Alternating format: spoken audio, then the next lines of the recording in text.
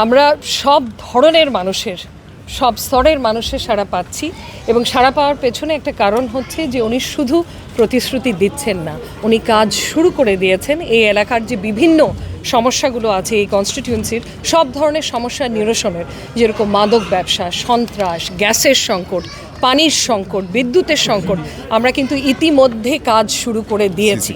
স্বাস্থ্যসেবা যেটা অনেকেই বঞ্চিত হচ্ছে ঢাকা 13-তে, সেটার জন্য আমরা পদক্ষেপ নিয়েছি। মেডিকেল ক্যাম্প অনেকগুলো গঠন করা হয়েছে, চক্ষু ক্যাম্প গঠন করা হয়েছে, যেখানে প্রায় 400 থেকে 500 মানুষকে চিকিৎসা দেওয়া হয়েছে, 30 থেকে 50 জনের ছানি অপারেশন করা হয়েছে এবং আগামীতে গিয়ে আমরা একটা আইনি ক্যাম্পও গঠন করব, যে এই এলাকার মানুষরা যে ধরনের আইনি সমস্যা বা জটিলতায় ভুগছে তাদেরকে বেসিক কিছু পরামর্শ দেওয়ার জন্য।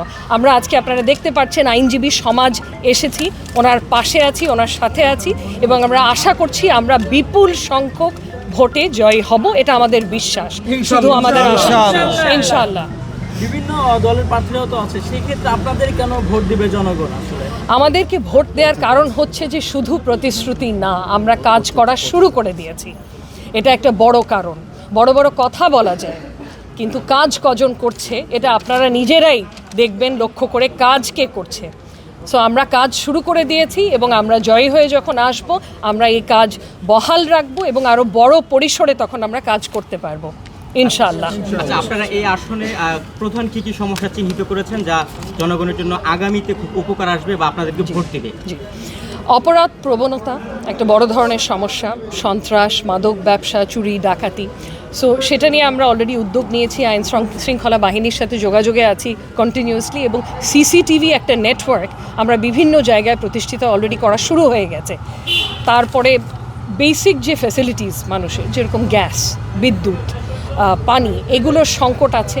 আমরা তিতাস, ডেস্কো, ওয়াসা সবার সাথে প্রতিনিয়ত বসছি এবং এগুলো নিরসনেরও চেষ্টা চলে যাচ্ছে এবং আমাদের বিশ্বাস যে জয় হয়ে আসলে এই কাজটাই আমরা আরও শক্তভাবে করতে পারবো এবং আমরা ফলাফল দেখাতে পারবো জনগণকে। আচ্ছা, মোহাম্মদপুরকে ভয়ঙ্কর এলাকা বলা হয়, বিশেষ করে এখানে সন্ত্রাসী, চাঁদাবাজি খুব উৎপাত ওই এলাকাতে। সেই ক্ষেত্রে আপনাদের এলাকা ভিত্তিক বিশেষ কোনো পরিকল্পনা আছে কিনা? জি, আমি পরিকল্পনার কথা তো আপনাদের বললামই কিছু দূর, যে আমরা আইন শৃঙ্খলা বাহিনীর লোকজনের সাথে অলরেডি বসা শুরু করেছি, সিসিটিভি ক্যামেরা সব জায়গায় বসানো শুরু করেছি এবং আরেকটা জিনিস, আমরা যদি ক্ষমতায় আসি সেক্ষেত্রে আমরা একটা মাসিক সভা আয়োজন করব, যেখানে সাধারণ মানুষ থাকবে, এই আইন শৃঙ্খলা বাহিনীর লোকজন থাকবে এবং যারা সেবা দিচ্ছে, যেরকম তিতাস, ডেস্কো, ওয়াসা, এনারা থাকবেন। তো সবাই মিলে তারা একটা জবাবদিহিতার জায়গা সৃষ্টি হবে, জনগণ তুলে ধরবে যে তাদের সমস্যাগুলো কি কি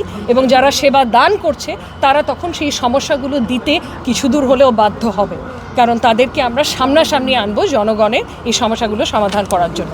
ধন্যবাদ।